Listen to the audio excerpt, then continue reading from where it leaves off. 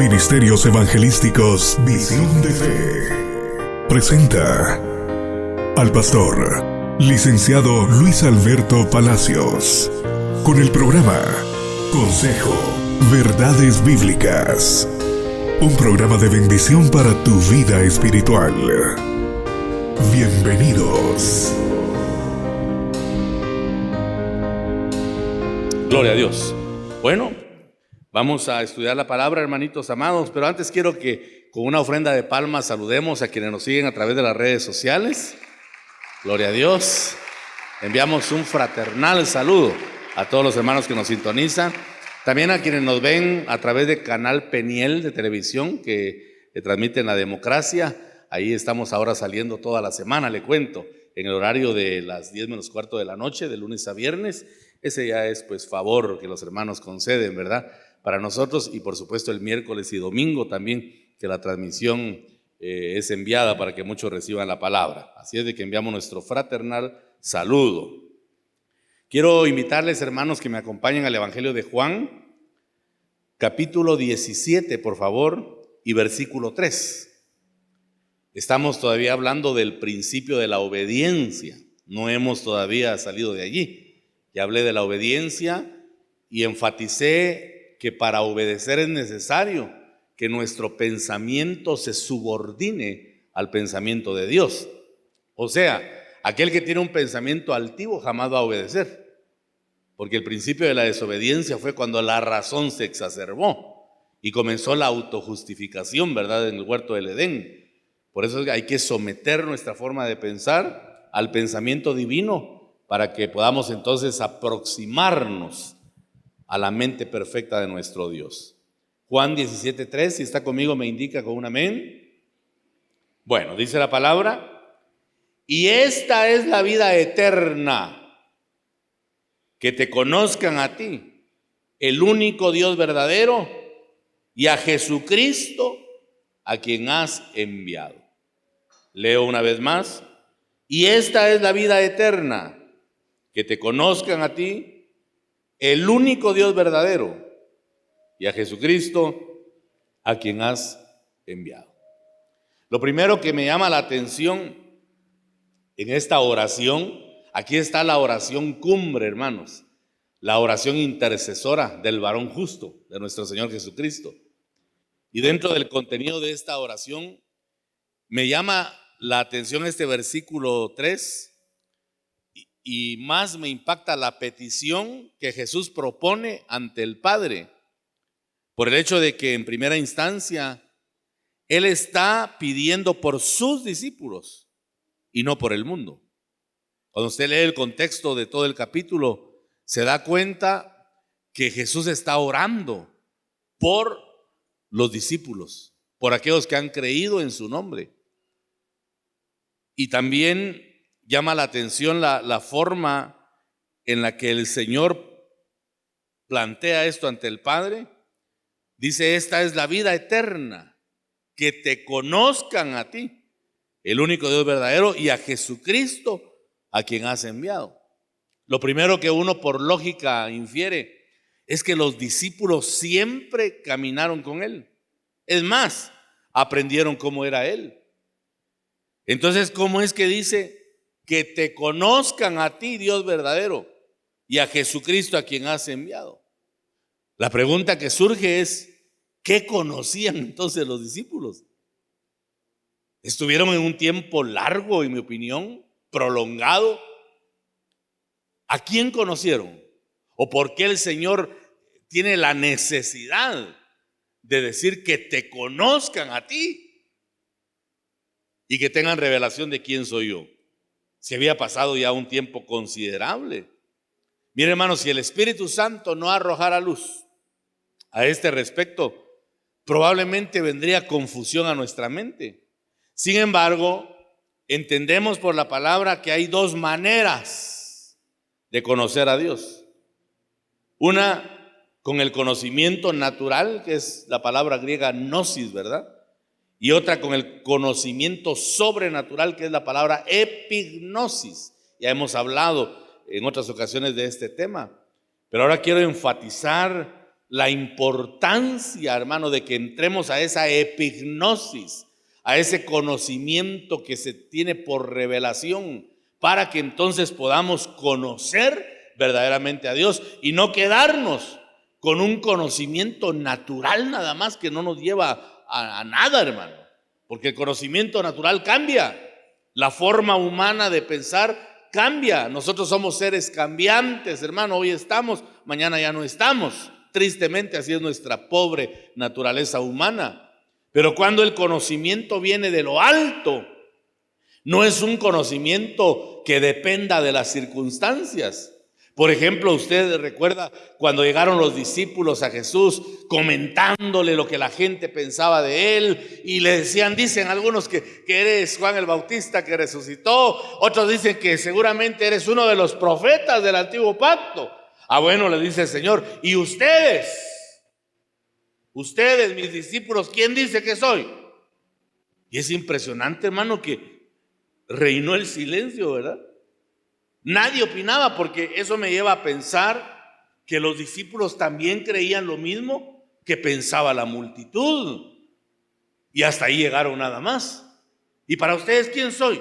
Y de verdad dijeron ellos, ¿quién es para nosotros? Y nadie respondía, porque los argumentos ya se habían agotado. Pero entonces se pone de pie el apóstol Pedro y lo apuntala y le dice, tú eres el Cristo, el Hijo del Dios viviente. Tú eres el Mesías en hebreo, ¿verdad? Tú eres el enviado para traer libertad. Tú eres el enviado para quitar los yugos de esclavitud. Porque la obra maravillosa que Cristo hace, hermano, cuando aparece en la vida de una persona, es que quiebra las cadenas de esclavitud. Por eso nosotros declaramos confiadamente que en Cristo Jesús somos libres, porque Él nos ha hecho verdaderamente libres. Alabado sea su nombre. Gloria a Dios. Qué tremenda declaración la del apóstol Pedro. Tú eres el Cristo, tú eres el ungido, tú eres el Mesías prometido. Entonces le dice el Señor, eso no te lo reveló tu carne, eso no proviene de tu sangre, eso te lo reveló mi Padre celestial. Y mira, hermano, la revelación que Pedro tuvo se mantuvo firme. Por eso le digo que cuando viene la epignosis a nuestra mente, nosotros no cambiamos. Pero miren, en el plano humano, da risa, ¿verdad?, el pacto de la gente. Mire pues un ejemplo un tanto burdo. Pero la gente cuando está sirviendo, le dan a Dios ofrenda, le dan diezmo y solo se le quita el privilegio y ya no dan nada. ¿A quién le dará esa gente? ¿Qué compromiso tendrán en el corazón? ¿Con quién hicieron pacto? ¿Lo hicieron con el Padre Celestial o lo hicieron con el hombre? Porque es un lenguaje en el que dicen, bueno, ya no tengo compromiso con ustedes, ya no tengo compromiso en nada, ni siquiera con Dios. Así piensa la gente. Tienen otra forma errada de ver las cosas. Pero aquel que sabe que se comprometió porque tiene revelación de quién es Dios, se mantiene firme en el precepto. Se mantiene firme en el pensamiento. Pero cuando el pensamiento es humano, pues lo cambia. Y dice, bueno, entonces ya no quiere que yo esté con ellos, ni yo estoy tampoco con nadie, ni siquiera con Dios. Así piensa el ser humano. Pero Pedro tuvo una revelación que fue capaz de mantenerlo firme, aún en el ataque de apostasía que vino, porque usted sabe que Pedro negó al Señor 3 veces. Y para que quedara certificada su negación, dice que maldijo con maldición, para que entendieran que él no había estado con Jesús. Imagínense. Y luego de eso cantó el gallo y se acordó de las palabras del Señor. Pero dice que pudo regresar, que pudo volver al propósito. Y cuando volvió, el Señor le dijo, si me amas, Pedro, apacienta mis corderos, apacienta mis ovejas, y le da la función pastoral. ¿Qué lo mantuvo entonces? La revelación.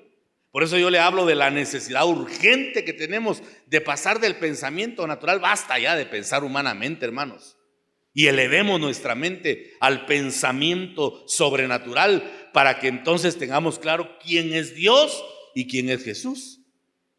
¿Se da cuenta por qué el Señor tuvo que orar y decir que te conozcan a ti y que me conozcan a mí? Después de que casi había terminado su ministerio público. ¿A quién conocían los discípulos entonces? Y hermano, una pregunta de enseñanza esta mañana podría ser: ¿a quién conocemos nosotros? ¿Tenemos revelación de quién es Dios?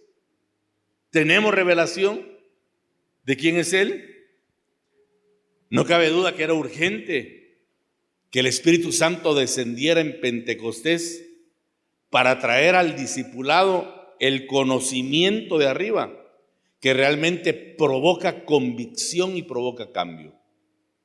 Porque la batalla que hoy el pueblo está librando, hermanos, es la batalla de la autojustificación.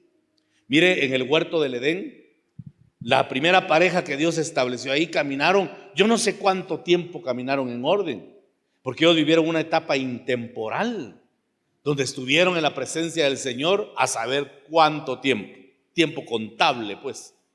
Pero de repente apareció la serpiente y con su astucia engañó a Eva y le comenzó hablando para reconvenirle su forma de pensar, para cambiar lo que Dios había dicho, para cambiar lo que el Señor había preceptuado, y comenzó el ataque a su mente para que empezara a diluirse la palabra del Señor. Por eso le decía hace un instante que cada vez que nos acercamos a Dios o a la palabra, debemos hacerlo con una mente subordinada, con una mente humilde, para poder recibir lo que el Señor nos dé. Porque si comienza la razón, hermano, mucha gente de los cultos no sale bendecida, salen estorbados, sobre todo cuando el pastor exhorta, salen bravos, porque lo miran con su mente natural, porque no son capaces de someterse a la voz que Dios está enviando. Y por eso hay mucha gente que vive en desgracia,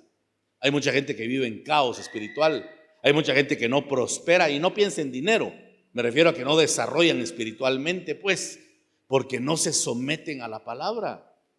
Fue necesario que viniera el Espíritu Santo para provocar convicción y cambio. Pero estaba en el huerto del Edén, ¿verdad? Comenzó el enemigo a atacar la mente de la mujer, cambiando lo que Dios había dicho. La orden era: pueden comer de todos los frutos de los árboles en plural, pero no pueden comer del fruto de uno solo, porque el día que coman de ese fruto van a morir. Y apareció la serpiente, yo no sé de qué comenzó hablando. Pero mire, hermano, cuando el enemigo quiere engañar, comienza hablando verdades y termina hablando mentiras. Que el Señor lo reprenda, ¿verdad? Porque comienza hablando verdad como para atraer. Y cuando la gente está sumisa, entonces le lanza el ataque de la mentira y la falsedad. Y le dijo: ¿qué les dijo Dios de ese fruto? Pues nos dijo que no podemos comer, porque el día que comamos de ese fruto vamos a morir. Eso les dijo Dios. Eso no es cierto. Lo que pasa es que Dios es egoísta, le dijo la serpiente a la mujer, parafraseando, ¿verdad? Y sabe que el día que coman de ese fruto, ustedes van a ser dioses también, conociendo el bien y el mal. Note que aquí habla de otro conocimiento. Y la mujer fue tentada, tomó el fruto y comió de él, y al instante dice que se dieron cuenta que estaban desnudos. Y ahí comenzó la autojustificación, porque cosieron hojas y se hicieron delantales para cubrir su desnudez. Y cuando apareció Dios y le dijo a Adán: ¿qué hiciste? Él le respondió: la mujer que me diste. La mujer, ella es la culpable. Y le dijo a la mujer: ¿y qué has hecho? La serpiente. Y como la serpiente no tenía quien echarle la culpa, ¿verdad? Pero note cómo comenzó la autojustificación. Porque autojustificación es no reconocer mi culpa. Autojustificación es no reconocer mi pecado. Cuando el Señor apareció, se encontró con 3 grupos de religiosos hipócritas, hermano. Estaban los fariseos, estaban los saduceos y estaban los publicanos o pecadores. Aparentemente los publicanos y pecadores eran el colmo del pecado, ¿verdad? Eran los más pecadores. Pero estaban los fariseos, que se consideraban puros en su propia opinión, que se consideraban puros en su forma de actuar y se autojustificaban y decían: gracias, Señor, que yo no soy como ese pecador. Gracias que yo soy diferente. Gracias, Señor, que yo soy espiritual. Gracias, Señor, porque yo soy verdadero cristiano.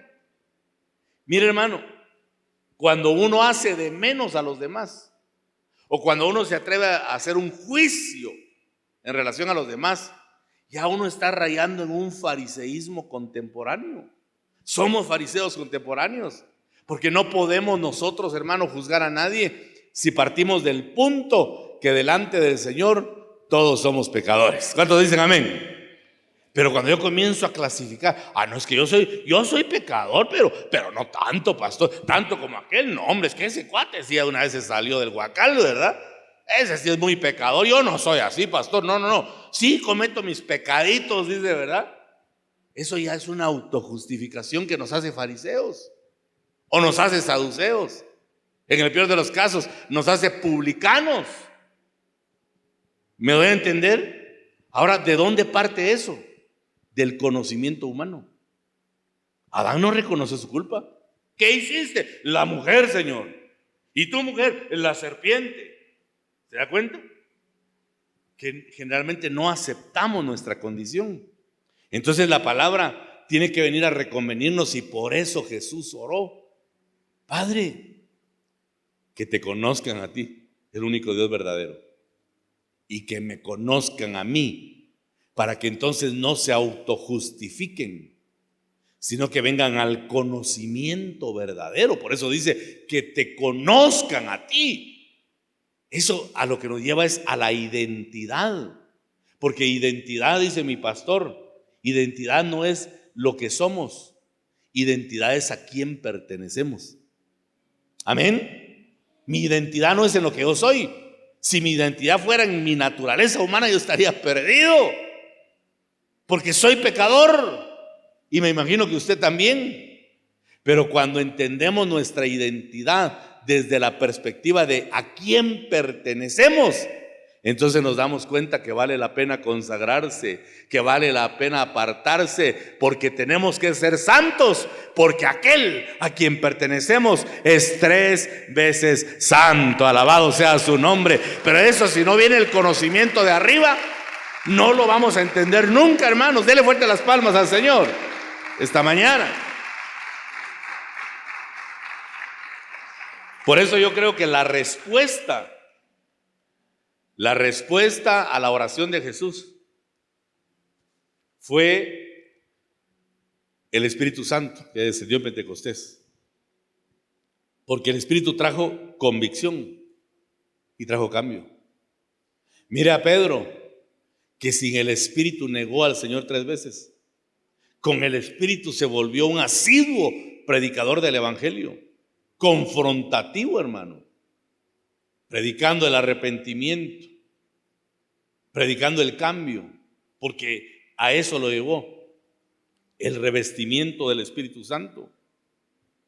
Recordemos cómo estaban los discípulos cuando Jesús fue crucificado: amedrentados, frustrados, confundidos, metidos en una casa, encerrados con temor profundo.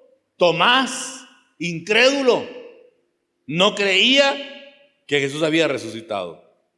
Los de camino a Emaús, que relata Lucas 24, no lo conocieron, hermano. Iban caminando con el Señor y no lo reconocieron. Ahora, ¿cómo estaremos nosotros? Es la pregunta en relación al conocimiento del Señor. ¿Cómo estaremos nosotros? El apóstol Pedro pudo alcanzar este conocimiento. De lo contrario, hubiera seguido negando a Jesús. La única forma de entrar a una verdadera relación de convicción es cambiando nuestra forma de pensar con el conocimiento de arriba. Yo creo que eso nos tiene que llevar a que nos autoanalicemos, hermano, a que nos examinemos a nosotros mismos y que determinemos qué tanto conocemos o de repente solo sabemos de Jesús. Muchos pueden saber de Jesús y pocos son los que lo conocen. La palabra conocer en el hebreo y en el griego hablan de una relación de intimidad. Hay que conocer al Señor en intimidad. Hay que acercarse a Él para tomar el propósito de aquel a quien pertenecemos. El apóstol Pedro dice en su segunda epístola, capítulo 1 y versículo 2, segunda de Pedro 1, 2, gracia y paz os sean multiplicadas en el conocimiento de Dios y de nuestro Señor Jesús. ¿Se da cuenta que Pedro alcanzó el conocimiento? Tuvo que dejar que su mente se elevara para alcanzar la mente divina y entonces pensar como Dios piensa. Porque ahí está el conflicto, ¿verdad? Si usted entendió la enseñanza del domingo pasado, captó que el conflicto y el problema de la obediencia está, que nuestra mente se resiste, hermano. Se resiste, hay un choque. Nuestro pensamiento natural es antagónico, es contrario al pensamiento de Dios. Pero cuando permitimos que el Espíritu Santo traiga revelación y que nos sometamos a la palabra, entonces es multiplicado el conocimiento de Dios y del Señor Jesús y comenzamos a afirmarnos en el propósito, porque este conocimiento es el que da inicio a una progresión de vida que Dios ha preparado para su pueblo. Es necesario que comencemos con la obediencia, hermanos.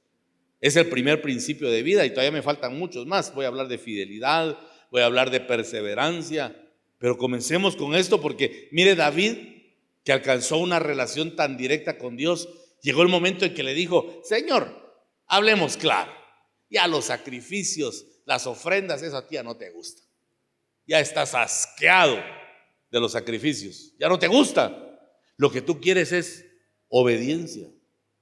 Miren la revelación que le dio el Espíritu a David, que era necesario obedecer. David es prototipo de nuestro Señor Jesucristo, que vino a obedecer al Padre.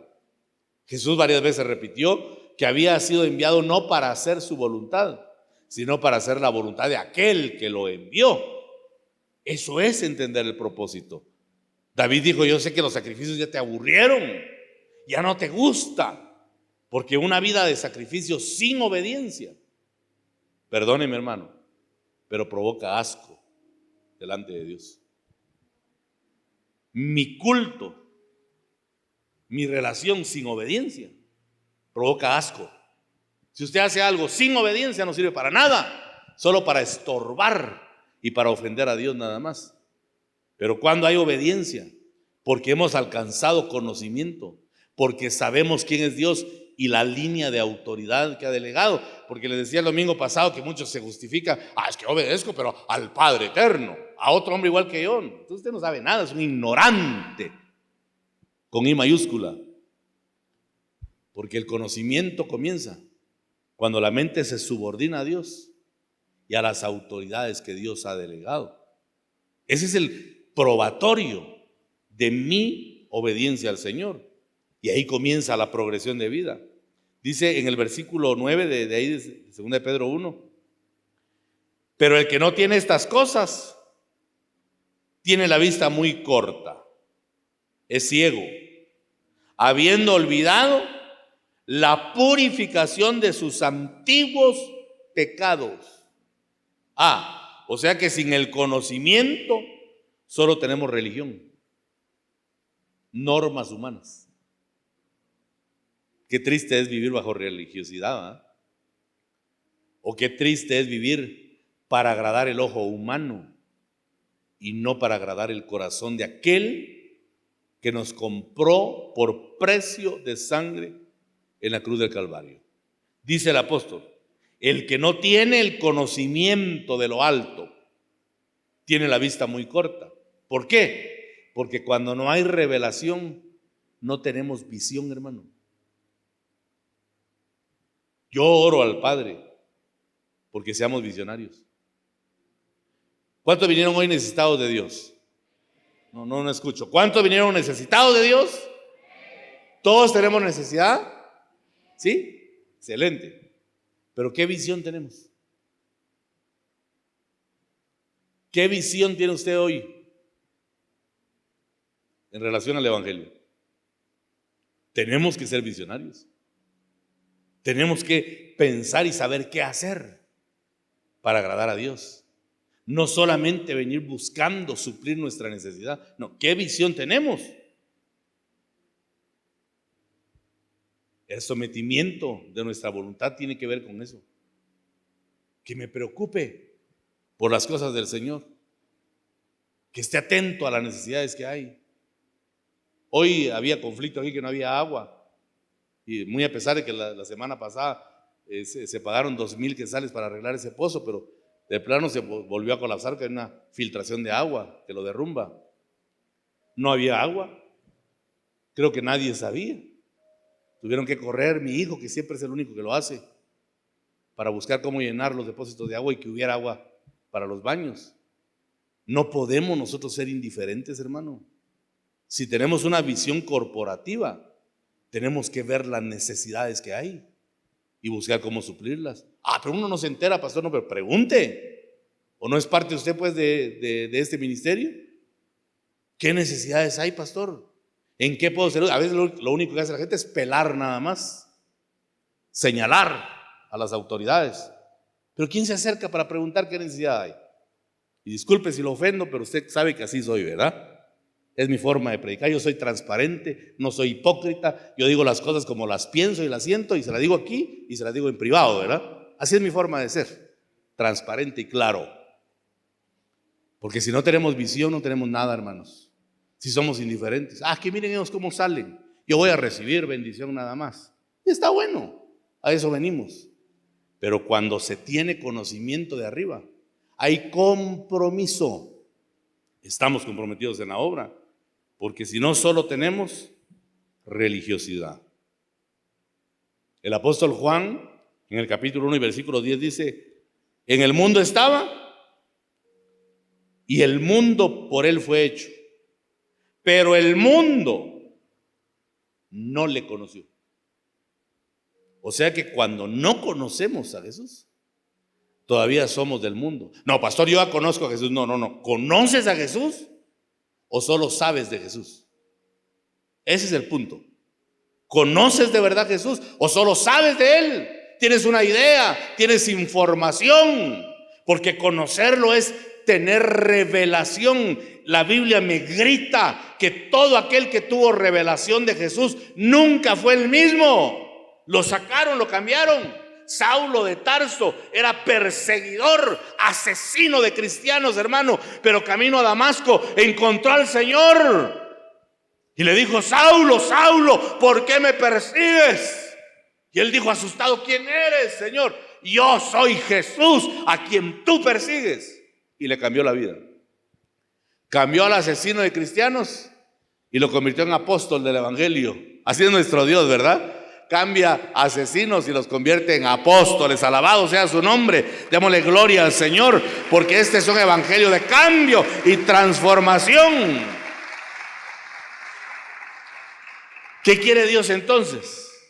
Que abundemos en conocimiento, para que la abundancia de conocimiento nos lleve a la gracia y que esto nos lleve a la progresión de vida que le mencioné hace un instante. Lo primero que va a pasar es que nos van a hacer partícipes de la naturaleza divina. Dice 2 Pedro 1:4,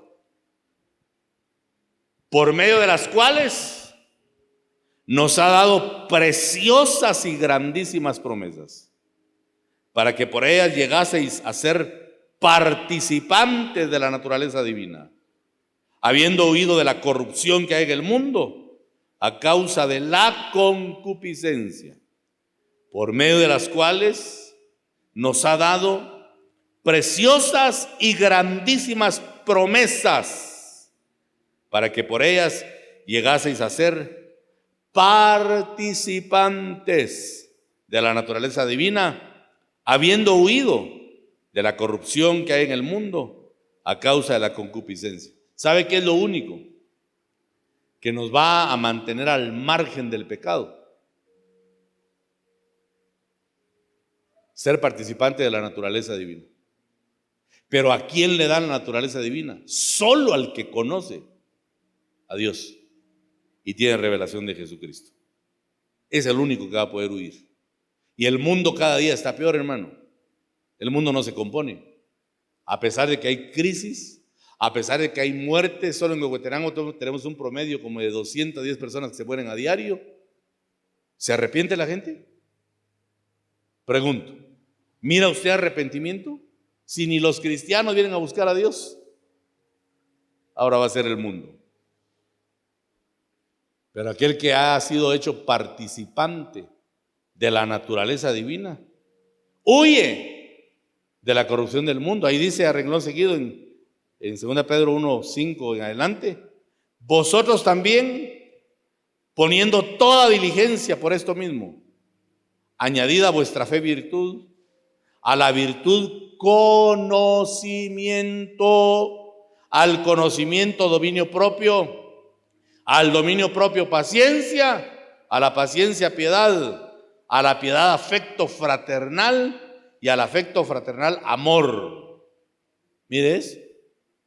El conocimiento entonces nos trae virtud, fe, dominio propio, paciencia, piedad, afecto fraternal y sobre todo amor. Ahora entendemos por qué estamos a veces tan carentes de amor, hermano. Porque no tenemos conocimiento. Por eso es necesario, por eso es urgente que supliquemos al Espíritu Santo que nos traiga ese conocimiento que viene de lo alto. Que nos saquen de nuestra humanidad, que nos saquen de nuestro credo. Por eso, hermanos, la gente maneja a veces el concepto de iglesia, de eclesía, aunque yo sé que es un concepto tal vez no apegado a la verdad plena, porque el término iglesia, si usted no sabía, era un término político. La palabra que se tradujo al griego en el hebreo es la palabra congregación, pero al griego se tradujo iglesia, una mala traducción, porque eclesía era cuando salían los jefes políticos a deliberar de un problema que había, y salían, se iban lejos para no tener influencia de nadie, y a solas tomaban decisiones, y cuando regresaban decían, bueno, esto vamos a hacer, y venían a decretar. Ese es el concepto de iglesia. Bueno, pero dejemos eso por un lado. El punto es, hermano, que como congregación nosotros tenemos que buscar el conocimiento para tener una perspectiva visual y mental clara de lo que Dios piensa. Porque si no caemos al concepto humano y muchos ven la iglesia como una empresa. Como una empresa. No es que aquí tiene que haber orden empresarial. No, eso aquí no cabe, hermano. Aquí sale sobrando el concepto empresarial. Es que hay que manejar en esto. Ya ve que hay iglesias, hermano, y digo esto con pena y respeto, que hay gente que nos escucha, que tienen, hermanos, subyugados a los líderes, que les cuentan las costillas con las finanzas. A mí alguien me viene a pedir cuentas, lo mando al diablo, hermano, porque no ese es el orden de Dios. Hay que manejarse en relación a la palabra. En el antiguo pacto Dios ordenó que arreglaran el templo, que hicieran esto y mejoras, y dijo, y no les pidan cuentas, porque ellos son confiables. Eso dice la Biblia. Pero como ya rebajaron a una empresa, ahora el pastor en algunos casos, sometido a lo que las personas dicen. ¿Qué dicen ustedes, hermanitos? Hacemos esto, y los otros se ponen los moños. Déjenos pensar, vamos a ver si le autorizamos o no. Entonces, hermano, ¿quién diablos dirige a quién? ¿Acaso no es la cabeza una autoridad, pues? ¿Acaso no es al que Dios le dio la revelación para que guíe al pueblo? Pero como no hay sometimiento mental, no, yo no me voy a guiar por otro. No, yo tengo mis propias decisiones. Por eso es, hermano, que mucho pueblo está sumido en esclavitud espiritual y no alcanza la bendición, porque no someten su pensamiento a la Biblia, a la palabra. El Señor delegó autoridades y pastores para guiar al pueblo, para que a través de ellos recibieran la doctrina de los apóstoles y profetas y que entonces caminen en relación a la verdad. Pero la gente comienza con su pensamiento. No, es que yo no acepto eso. Ahí está el problema. Ahí está el detalle, ¿verdad? Es que yo no acepto eso. No, es que tu pensamiento no se ha rendido. Y te va a traer problemas. Porque si no tenemos conocimiento de Dios, no lo conocemos. Entonces, hermano, ¿qué clase de evangelio vamos a mostrar? Porque mire, lo único que trae fruto espiritual es el conocimiento. Dice el versículo 8 de ahí de Pedro: porque si estas cosas están en vosotros y abundan, no os dejarán estar ociosos ni sin fruto en cuanto al conocimiento de nuestro Señor Jesucristo. ¿Te das cuenta? Si tienen conocimiento, van a tener intimidad. Y la intimidad va a traer fruto abundante. Entonces, ¿cuál es nuestra responsabilidad? Pedir al Espíritu que nos traiga este conocimiento de arriba, para que en esa revelación seamos transformados. La Escritura dice en Jeremías 9:24: alábese en esto el que se hubiere de alabar, en entenderme y conocerme, que yo soy Jehová, que hago misericordia, juicio y justicia en la tierra, porque estas cosas quiero, dice Jehová. Ahí está, conocimiento. Conocimiento en orden, hermano, para que entonces podamos guiar. Decían los apóstoles en el concilio: nos pareció bien al Espíritu Santo y a nosotros. Oiga eso. Nos pareció bien al Espíritu Santo y a nosotros hacer esto o aquello. Guianza del Espíritu. Y todo el pueblo decía amén. Por eso la iglesia del principio tuvo un crecimiento apoteósico, hermano, porque los discípulos estaban frescos en la enseñanza de Jesús, en la importancia de que el pueblo conociera verdaderamente a Dios. Que no fuera a ser un conocimiento como el de los fariseos, que el Señor les dijo: imponen cargas que ustedes no son dignos de tocar ni siquiera con un dedo. Ponen cargas que ustedes no quieren llevar. Ese es evangelio farisaico. Pero cuando hay revelación de Dios, el pensamiento es diferente, porque somos guiados por el Espíritu, y el Espíritu Santo nos permite alcanzar fruto, porque conocemos al Señor y no nos autojustificamos en nuestro propio criterio, en nuestro propio conocimiento. Este tema es de vida o muerte. De vida si lo tomamos, para decirle: Señor, revélate. Trae revelación para que sea mejor cristiano. Una de las características o de los indicativos, mejor voy a decirlo así, de que estamos en el conocimiento verdadero, es cuando no juzgamos a los demás, sino que nos juzgamos a nosotros mismos, como ocurre en la Santa Cena. Cuando se acerquen a la mesa del Señor, júzguese cada uno. Júzguese.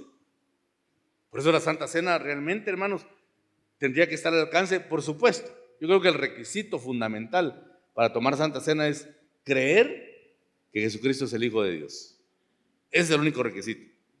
Porque si empezamos a ver de quién es digno, nadie tomaría Santa Cena. Sinceramente, ninguno. Si hay gente que a veces viene a la Santa Cena bravo, enojado, ¿sabe qué pasó en la casa? Y bravo, refunfuñando, y comamos el pan. Come el pan. Bravo, hermano. ¿Quién va a tomar así? Nadie tomaría. Pero dice: cada uno escudriñese. Pero óigame, bajo la luz de Dios, bajo el conocimiento de arriba, porque ahí sí nos vamos a ver faltos. Pero con el hermano, no, ahí sí me comparo. No. Con Dios, para ver qué nivel tenemos de conocimiento y de cambio. Y cuando reconocemos que estamos faltos: Señor, estoy falto. Fíjese que cuando dice escudriñense cada uno, para no tomar la cena indignamente, hermano, nuestra dignidad no está en nosotros. Yo humanamente no tengo dignidad. Mi dignidad depende de aquel que me compró por precio de sangre en la cruz de Calvario. Entonces, cuando dice escudriñese, no es para que uno diga: a ver si estoy bien. No, nunca estamos bien, hermano. ¿Cuántos dicen amén a eso? Nunca estamos bien. Pero entonces, ¿por qué dice que nos escudriñemos? Para que veamos qué tanto tenemos claro el sacrificio de Cristo. Señor, yo vengo a tu mesa porque soy pecador, pero sé que tú me puedes cambiar. Jesús estaba en la mesa cuando llegué a aquella mujer prostituta a lavarle los pies.